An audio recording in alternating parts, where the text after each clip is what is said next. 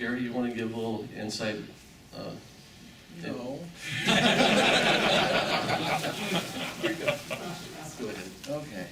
The whole, yes. Well, anyway, I am so old. Okay. How's this? Okay. Anyway, I am so old, I actually saw the first airing of the first episode of the show. And then, Most of us. right. And like most of you, I'd seen it at the Smithsonian hanging, 20 feet up in the air, and you can't tell a thing about it. So, in 1991, they shipped the model to Ed Brecky's garage so he could do the restoration. And I'd known Ed a little bit, not horribly well, but he said, "You might want to come out here. There's something you might want to see." So I went on a road trip with a friend, and we drove out there in, I think it was November, and opened his garage door, and then there is the Enterprise sitting there, all 11 feet of it, on this little pipe stand. And it's like, oh wow. It's like, it's huge, and it's really plain looking. It's, because they painted over a lot of the weathering on it when they did the earlier restorations. And so we spent, the restoration crew was not there. We spent maybe 3 days doing the, just looking at it, taking measurements, doing whatever. Then Ed said, "Why don't we start taking it apart?" And so, a friend was holding one side of the saucer, I'd hold the other side, and Ed undid the bolts. And we had saucer separation, comes up, fly it over, set it on the garbage can, and dug out the putty and found, there's screw holes. Take them out, and pull the nacelles off it, and pull the impulse deck, and you can see everything, because they wouldn't even let, you can't touch it or get near it at the Smithsonian, but we were sitting there taking it apart. That was fun. So I got a lot of measurements there. And then... Did y'all find the original gray color? Good question. At that time, the top of the saucer was the only part that was left untouched. The earlier people had, spray painted, some gray paint over the entire body, obliterated everything. So on the top, it was, original. Of course, they had like a gazillion layers of green spray and gray, whatever, all kinds of weathering. So I did find some nice spots that were fairly untouched, and I matched that up pretty good. Cool. Yeah, and between my Federal Standard match, and then Richard Dayton did some matching with his original blueprints, which had the gray overspray on it from when he was building it. He picked out a color from Sears, which was very close to what I picked out, so we got a good handle on that. And then, after 3 days, we thought, okay, I have enough here, so I drove back home. And then, this was maybe, the summer before Trials and Tribulations came out, Greg Jean asked me one day, "Anybody got any plans with the Enterprise?" I said, "No." He said, "Well, they're thinking about doing this show where they go back and put it on the air again, so they can't use the original model, they don't have rights to it, and it's just too big and too crappy looking to film, basically." So what they did, I said, "Well, I could draw plans. How hard could that be?" Then I found out. So this is back prehistoric days, pen, papers, rulers, and I got all my Mylar tracings out, and so we had good stuff because after you take off the nacelles and everything, you have a big conical section of the secondary hull, so wrap the Mylar around it, trace everything off it, and then so I got back home and simple mathematics for extending lines, drawing here, here, here. I drew a pretty good set of plans, but I didn't have near enough stuff to do the definitive things. So I flew out to Ed's house, and he had some more measurements that a friend of his had made, so we incorporated that into it also. And then he went and had built the model, and then I went out there with a friend. We got to see the model being filmed. We got a tour from Mike Akuta of all the sets and everything, which are about half the size, really, of what you see on TV. They're tiny. So then, I guess that was a big hit. So then, afterwards, Mike Akuta got a hold of me, and he said, "I'm doing a techno manual, all the Enterprises.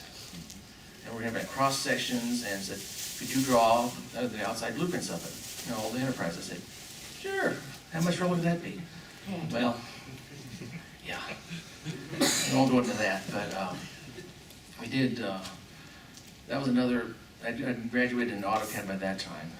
And then, that was a living nightmare there, drawing all those, but we still didn't have enough good numbers on the original Enterprise, so Mike called out to the Smithsonian, and at that time the model was graded up at their Silver Hill restoration facility. So we drove out there, two friends, Phil Lindgren there was taking my picture, and we were another friend, we went out there and they dragged it out for us and created it, and we spent about 3 days, Phil? Yeah, about 3 days doing all the measurements I didn't have before. And the curator there talking to us the entire time, so I got everything I needed, came back, drew all the plans, and then it was pretty good. Then Petri Blomqvist over in Finland, he had a very primitive CG program. And then I said to Mike Akuda, why don't you have Petri do some nice renderings of these ships? And so Mike bought him as a reward a copy of Lightwave. So Petri put his stuff into Lightwave. And then we started collaborating because there were still a couple of lines I didn't have time to even do with the Smithsonian because they cut us off and we had to leave. But what we did was to take the, Petri could get a Lightwave model of the Enterprise, and then put it in wireframe, and then you would duplicate the original focal length and angles of everything of a reference photo. You can do an overlay. And he's like insane enough that he will actually just, do it time and time and time again until he gets everything exactly right. And then he could find, oh, look, you did this wrong here. I said, oh, really? Oh, you did that wrong. So we were going back and forth and correcting each other. And after, a couple of years, then finally it's like, he has a perfect 3D model, I have the perfect 2D model. And then when they did the remastered series, they took, they were going to use somebody else's CG Enterprise, and I looked at it and it was like, ooh, this is not right. So I said, why don't you take, use Petri's? And so Neil Ray at CBS Digital got it and then said, it's really good, except it's like about 1,000 times too dense a resolution for them. So they had to like dumb it down a whole lot. But they didn't use it on there. And then I had to, the conversion was not very good, so I did frictions on that, so we both got entries into the Internet Movie Database, so very excited about that. And then from there, what happened? What do you think? Oh, you guys. Yeah, Okay. about 2 years ago. Yeah. Yes, 2 years ago, they Polar decided, let's do the Enterprise, and so there I was. And then, time happened. And in that meantime, I worked with Petri some more. We refined the model still again. We've gotten access to like some private individuals' top secret photos of the ship and inside the hangar bay set, all this good stuff. And so I redrew the whole hangar bay as best I could, and we're still even working on that right now. So, and little word there, the hangar bay is about twice as deep as it would fit in the actual ship. So Matt Jeffries cheated. But other than that, I've got, let's see, the first CG model came back, and I was able to sit there and rotate it with this freebie viewer program and zoom in, and they had a few little mistakes in it. Should I? I've got pictures. Okay, good. Do you have the? Okay. Yes, Jamie has photos. And if you want to see later, I do have a couple little mock-ups I did of the hangar bay and how I had to cheat to fit it in. Just a little quickie here. It's way too big to fit into the actual model because it supposedly fits behind the cell pylons. And if you put a full-size one in, besides being just way too deep to fit in, it's too wide. And also you have a problem here because those corridors on the side, those observation corridors and the control booths, they'd be sitting up at the ceiling when you come to that, the entrance into the bay. So to make it fit, first I shrank it down 3/4 scale, and then that brought everything down so you could actually, fit through the door. And it was still too big, so this here is a little mock-up I did. This is like 3/4 scale here. And then we got, I said, why couldn't you just, it's a little tiny opening, why couldn't you just foreshorten it? Because you can't get a good perspective on it anyway, so I shrank it down just, lengthwise. If it's down behind the pylons, you look in through this, little opening here, looks perfect, you can't tell the difference. I do have a decal sheet that has the script lettering for Columbus on it too, so that'll be exactly right. We'll have these at our booth after the show. But this is an example of Gary's plans. It's kind of hard to see from where you're sitting, I'm sure. Is it where's it? A little bit higher, please. Hold it up. Thank you. So you'll take a good look at these and see like the amount of effort and all the fine measurements that Gary's taken to determine what this looks like. You said it'll be at the booth. Will we be able to photograph it at the booth later? We would like you not to photograph this, please. Okay. Oh, so you're gonna put it on the website then? I'll be selling copies in the front foyer after the show here.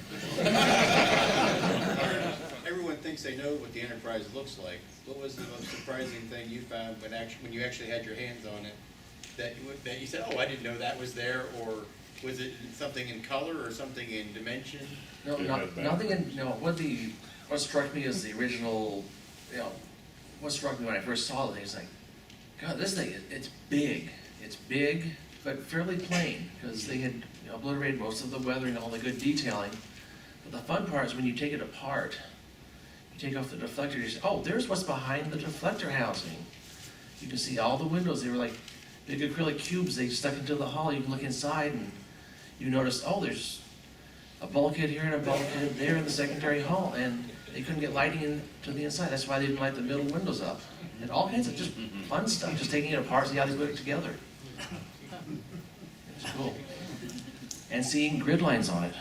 There are grid lines on the sides of the saucer and the bottom of the saucer that you see through the paint, so they are there.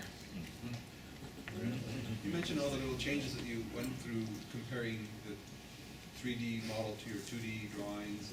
What was the last thing, if you can remember, that you changed, that you had to correct to make it perfect, to make it ready?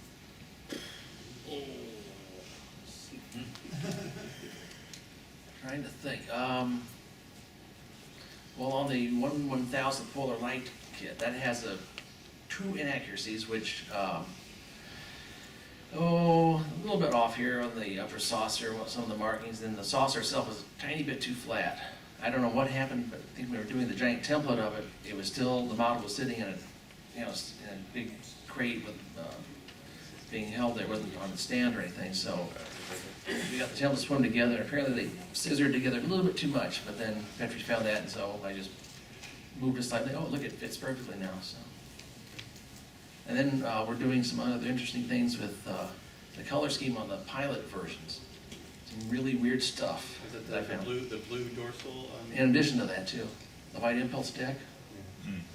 Weird. I just, I got access to a few, secret photos, and we got a little bit more analysis. We got some shots of the production model just before it went on display at the Air and Space Museum. It was like untouched and in color. So we're working to get some either higher res pictures so we can do some analysis on the paint and everything. Jamie, you can include bags of broken mirrors to put behind the motors to make the lights. Shards of glass. Shards of glass, bag of shard of glass. No, we'll suggest like that shiny duct tape stuff. No, the shards of glass are in the deluxe edition. All the contours are based on the 11-foot model, not the 3-foot? I can't find the 3-foot. Yeah, the 3-footer has disappeared, so there's nothing measures. Okay. Everything's with That's a. why they make a new one. As far as decals, are you guys gonna include other names and numbers of other ships in the kit? I'm not sure if we're gonna do that in the standard kit or not. That's something I still need to work out.